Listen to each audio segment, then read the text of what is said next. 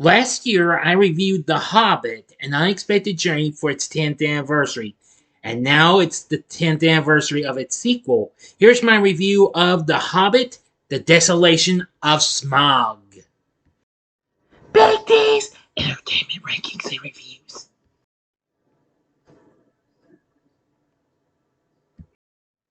So greetings, my fellow YouTubers, and welcome to Big D's Entertainment Rankings and Reviews. My name is Doyle, better known to as the Big D, and this time around I bring to you a review of the 2013 epic high fantasy adventure flick, The Hobbit, The Desolation of Smaug, released by Warner Bros. For New Line Cinema and MGM.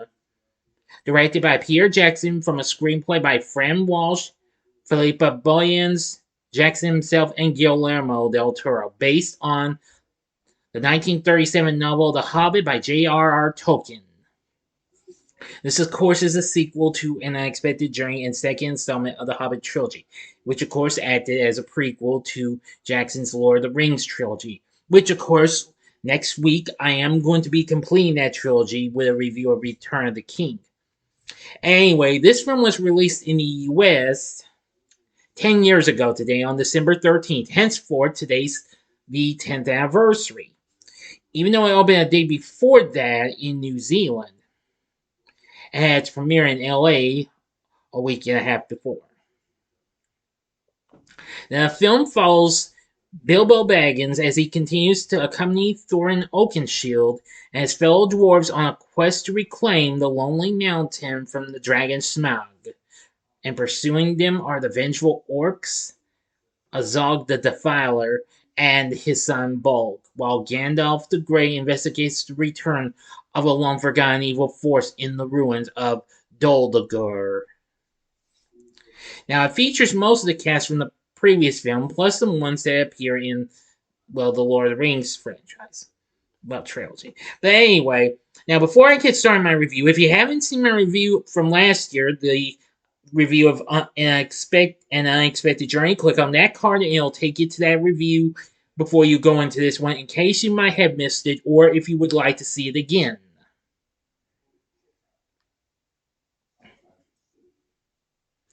Okay, that should do it. Now, on with the story. Thorin Oakenshield and his company are being pursued by Azog and his orc party. They are ushered by Gandalf to the nearby home of Baran, a skin changer who can take the form of a bear.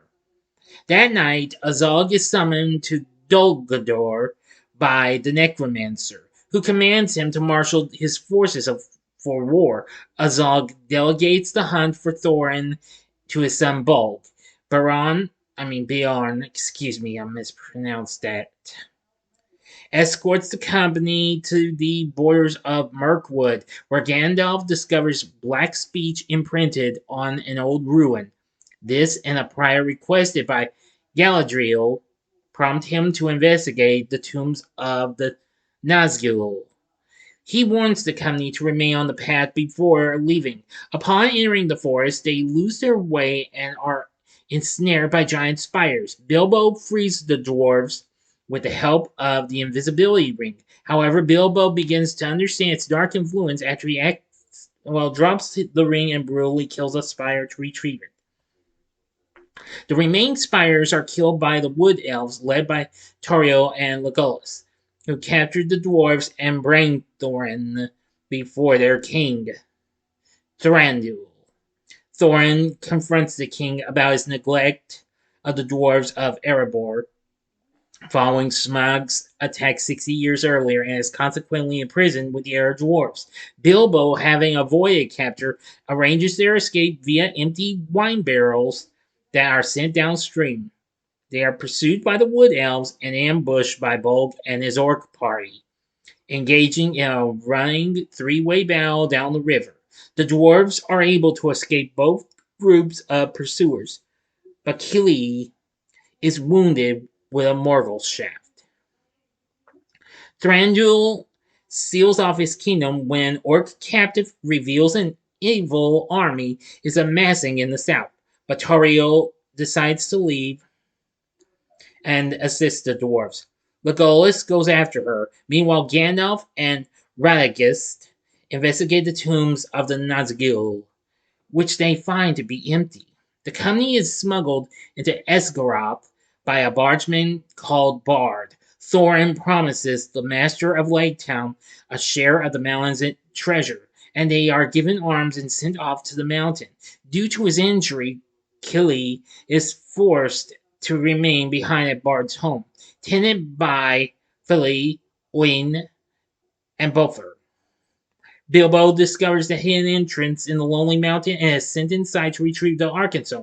However, he accidentally awakens Smaug, who reveals his knowledge of both the dwarves' plot and the return of Sauron. Now for the final act and the ending. You know the procedure. You have 5 seconds to stop this video. Go to the description box below and fast forward to the time below. As I count down, if you've seen the movie already, please continue.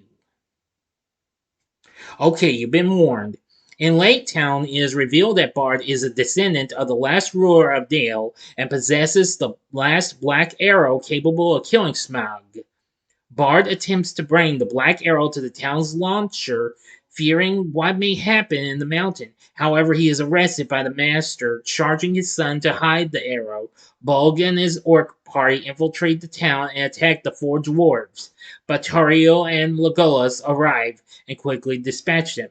Meanwhile, Gandalf infiltrates the Golder alone after sending Radagast to warn Galadriel of their discovery at the tombs. He finds and cures Thrain before they are ambushed by Azog. The necromancer overpowers and defeats Gandalf and reveals himself as Sauron. Gandalf watches helplessly as Azog and an orc army march from Dol Guldur towards the Lonely Mountain. Inside the mountain, during a long chase, Bilbo and the dwarves rekindle the mountain's forge using Smaug's flames and melt a large golden statue, hoping to bury Smaug alive in the molten gold. They do so, but Smaug emerges from the gold, stumbles out of the mountain, and flies off to destroy Lake Town as Bilbo watches in despair. End of story for now. So, what did I think of The Hobbit, The Desolation of Smaug? Well, I'm going to say this was a little bit of an improvement over the last film and what have you. Now, this kind of got a little bit better response than its predecessor did. And what's more is, it's the one film in this series that's certified fresh on Rotten Tomatoes, where it currently sits, let's see, at 75% last time I checked. Yes. And they say, while still slightly hamstrung by middle chapter narrative problems and its formidable length, the film represents a more confident, exciting second chapter for the Hobbit series. Yes, the film's over 2.5 hours with a runtime of 161 minutes. But even so, I still thought it was still pretty epic and what have you. The film went on to kind of missed the mark from its predecessor, going on to make $959 million worldwide. But it still did pretty well. Our reviews, well, Metro noticed that early critical reaction was glowing, with critics describing it as a spectacle, and The Guardian reported that it was receiving much stronger early reviews and what have you. Now, reviews had been mixed, but stated they were still much better than the previous film. Empire said, Middle-earth's got its mojo back, a huge improvement on the previous installment. This takes our adventures into uncharted territory and delivers spectacle by the ton. Definitely. Time says, in all, this is a splendid achievement, close to the grandeur of Jackson's Lord of the Rings films. Variety wrote, after a bumpy beginning with an unexpected journey, Peter Jackson's Hobbit trilogy finds its footing in this much more exciting and purposeful second chapter. And The Hollywood Reporter wrote that nearly everything represents an improvement over the first installment of Peter Jackson's three-part adaptation of Tolkien's beloved creation. I definitely do agree. And let's see, the Guardian says it's mysterious and strange, and yet Jackson also effortlessly conjures up that genial quality that distinguishes The Hobbit from the more solemn Ring stories. Yep. However, Rolling Stone says it was a little less long and a little less boring than the first installment, according to Peter Travers. But however, offered praise for the depiction of Smaug, saying, as a digital creation, Smaug is a bloody wonder of slithering fright. Anyway, I will say this is definitely good and what have you. I thought this was probably my favorite. This was a very good follow-up to An Unexpected Journey. And I agree with some people. They say this was probably their favorite of the complete trilogy of the Hobbit films. I completely do agree. I consider this to be my favorite. Howard Shore's on board to do the score for the film. Yes, after, because of course he did the score for the last film. So it was good to have that, well, him back.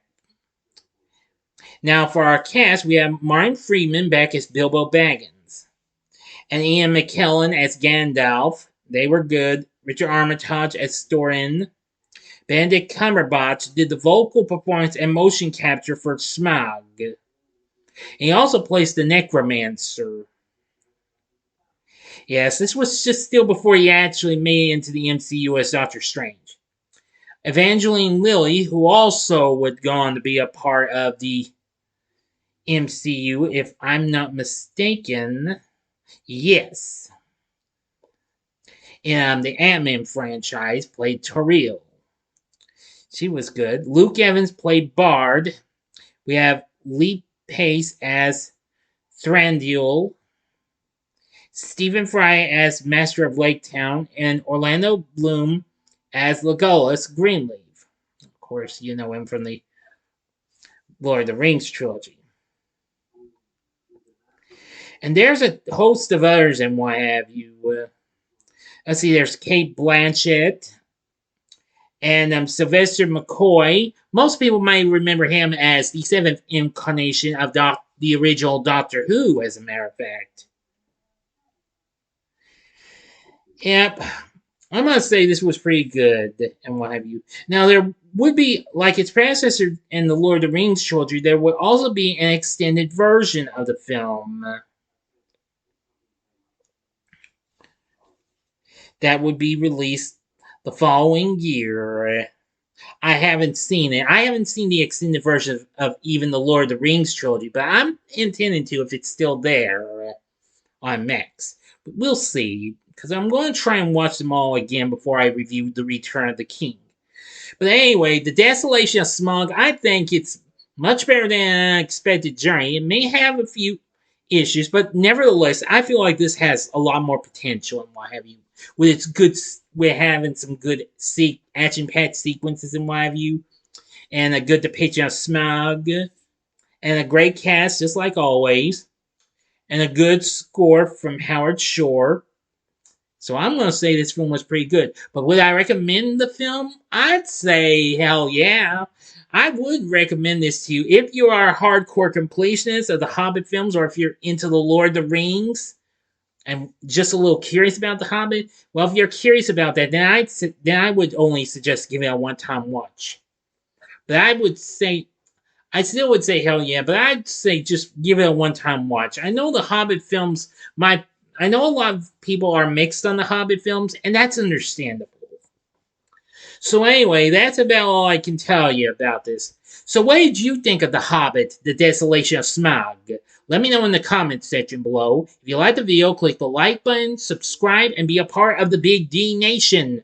Join me next time when I bring to you a review of the made-for-TV remake of Miracle on 34th Street from 1973. So if you like this, consider checking out my reviews of the first two installments of the Lord of the Rings trilogy. The upper left-hand corner is my review of the Fellowship of the Ring, and the upper right-hand corner is my review of the Two Towers. And again, I will point out this Sunday, you will get a review of The Return of the King. Or if you would like something else, you can go to the bottom left-hand corner and see my review of a recent film we saw Benedict Cumberbatch in, and that was Doctor Strange in the Multiverse of Madness, which was from last year. And it's a spoiler-free review. And the bottom right-hand corner is the button you can click to subscribe. If you like rankings and reviews on movies, TV, music, video games, etc., then I'm your guy. Thank you for watching. Until next time, I'm the Big D saying, see ya.